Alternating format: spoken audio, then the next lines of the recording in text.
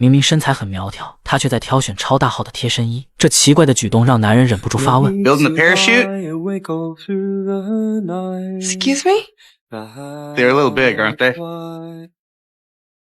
男人很不解，自己只是开了个玩笑，为何女人会如此生气？可他做梦都不会想到，眼前的绝世佳人其实是个千金大小姐，只因他刚被一位大师催眠过，他所看到的胖女人都是绝世美人。而这一切的根源还得从他小时候说起。男人叫哈利，父亲临终前曾让他发誓，将来娶老婆一定要娶个漂亮的，不然死后就会下地狱。说完便安详地闭上双眼。哈利很难过，但也牢牢记住父亲所说的话。为了不违背父亲的遗愿，长大后的哈利不断穿梭在各种场所，专挑身材火辣的女人下手。可他那迷糊又陶醉的模样，总是会让对方避而远之。他只好将目标转移到邻居吉米身上，死皮赖脸地求他和自己约会，但换来的却是吉米的一顿嘲讽，甚至叫他赶紧搬家离自己远点。可他的悲催生活还不止于此，公司把本该属于他的升职机会给了另一个年轻貌美的新同事，只因那个人是老板的亲戚。哈利遇到了前所未有的打击，心有不甘却又无可奈何，他只好尴尬地离开办公室，准备买杯奶茶来安抚一下自己。可好巧不巧，他在电梯里遇到了著名的催眠大师，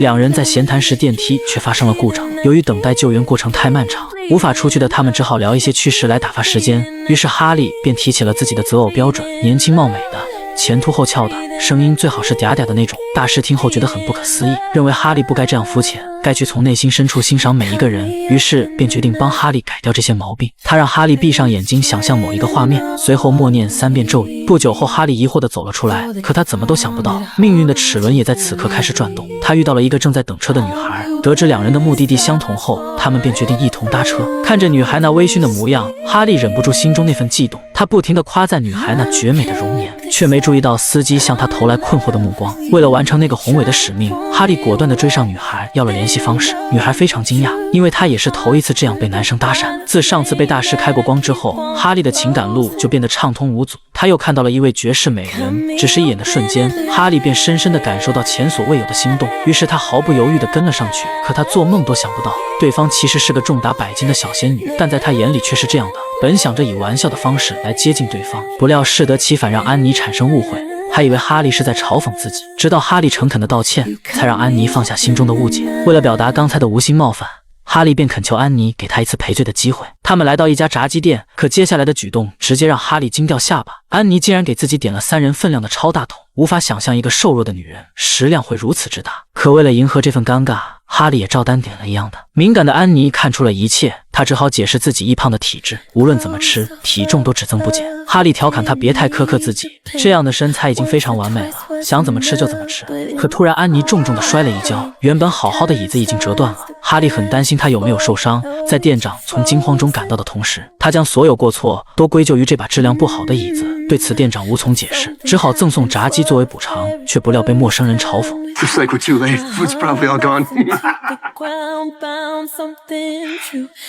为了守护自己的尊严，更为了在安妮面前表现，哈利决定返回去扳回一局。他嘲笑两人刚才的举动，纯粹就是出于羡慕，因为自己带着一个完美的伴侣。可他并不知道，在别人眼里的完美竟是那么奇特，而哈利依然陶醉其中，无法自拔。经过这次的事情，安妮不仅对哈利有所改观，更产生了几分好感。他们相互留下联系方式，并约定明天在公园里散步。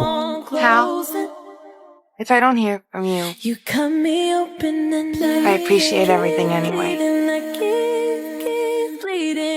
次日，哈利向好友威尔说起了被催眠一事，也正是因为这样，他才遇见如今的安妮。看到他们出双入对的样子，威尔惊讶地说不出话。他不明白曾经以美为目的的哈利，如今会喜欢这样的类型。但看到哈利那宠溺的眼神，他只好把心中的疑惑解释为情人眼里出西施。但安妮的为人，并非外表就能轻易判定。善良的她在医院里当无偿义工，经常去照顾那些身患疾病的孤儿。这是哈利头一次了解安妮，也是头一次感受到原来接受和帮助会让人如此快乐。之后，他确立了恋爱关系。安妮每天早晨都会贴心地送来咖啡。可慢慢的，哈利总是遇到一些困惑的事。明明超大一杯奶茶，只是转个身的功夫，就被安妮喝个精光。船总是毫无根据地沉向另一端。更让他无法解释的是，那么瘦弱的身躯竟然能蹦出惊涛巨浪。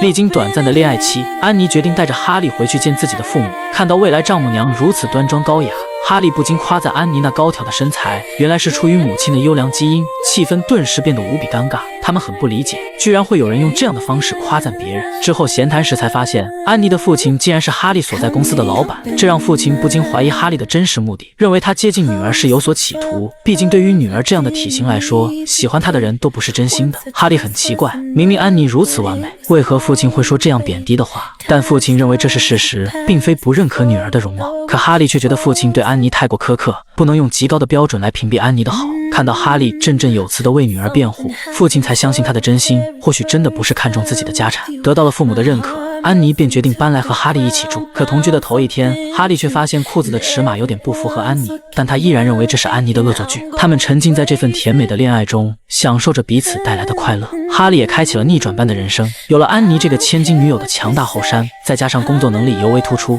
安妮父亲直接将她升为公司副总。此消息一出，昔日的同事却没有为她祝贺，反而语重心长地劝她别昧着自己的良心。以这样的方式去伤害一个女生，是真的很无耻。不仅如此，威尔也怀疑她是不是头脑发热，还是之前被拒绝后的后遗症。他怎么会喜欢上像头犀牛一样的女孩？可哈利并没被他们的话所触动，他对安妮的爱早已深入骨髓。看到哈利已到了无可救药的地步，威尔这才想起之前提起过的催眠，便立即找到大师求助，要求他立即为哈利解除催眠。经过激烈的据理力争，大师才答应威尔的请求。而此时的哈利和安妮正甜蜜约会，可不幸的是，安妮再次坐坏了沙发。每次看到安妮出意外，哈利总会贴心地呵护她，更给了她无限的安全感。他把安妮安顿好后，便去找前台讨个说法。但这时威尔却突然来电，还说了一些稀奇古怪的话。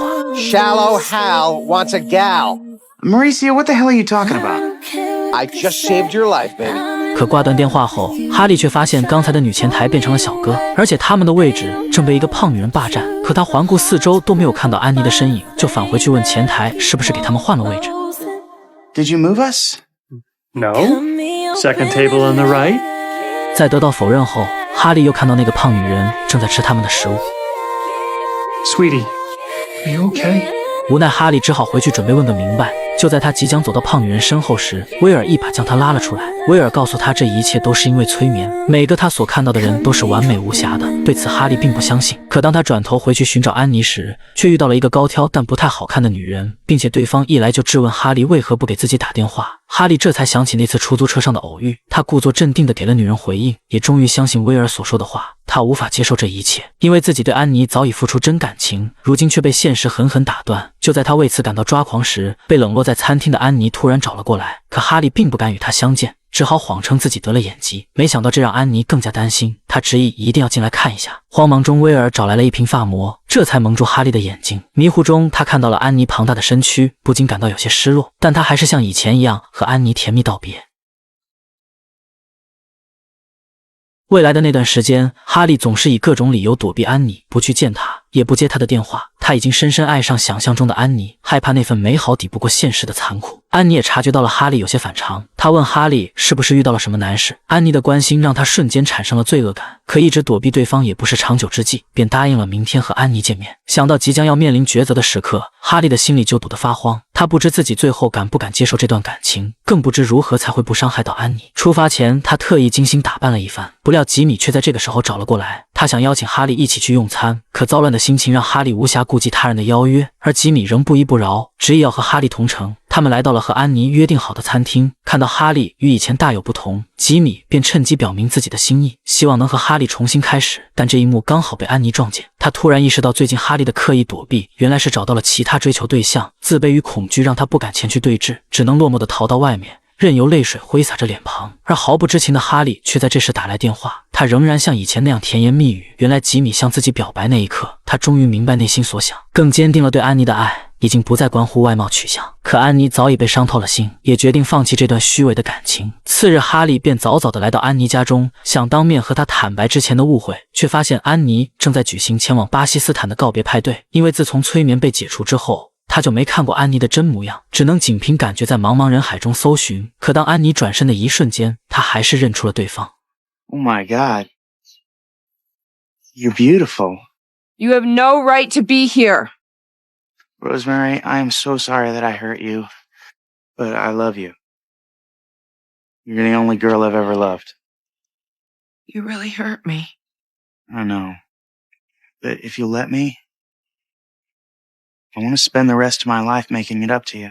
他没有执意让安妮为自己留下，而是决定放弃一切，陪她一起去世界各地当志愿者。虽然没有以前的甜言蜜语，也没有震动山河的誓言，但他此时却无比真诚。安妮也深深地被哈利给打动，毫不犹豫地接受这份来之不易的感情。或许现实中有太多人像他们一样，因为身材和样貌而备受煎熬，害怕不被尊重，害怕得不到接纳与认可，慢慢变得越来越自卑，不敢去爱，更不敢接受别人的爱。其实不然，每一个人都有自己的闪光点，最难能可贵的其实是内在美。所以每个人都应该去爱，每个人都应该被爱。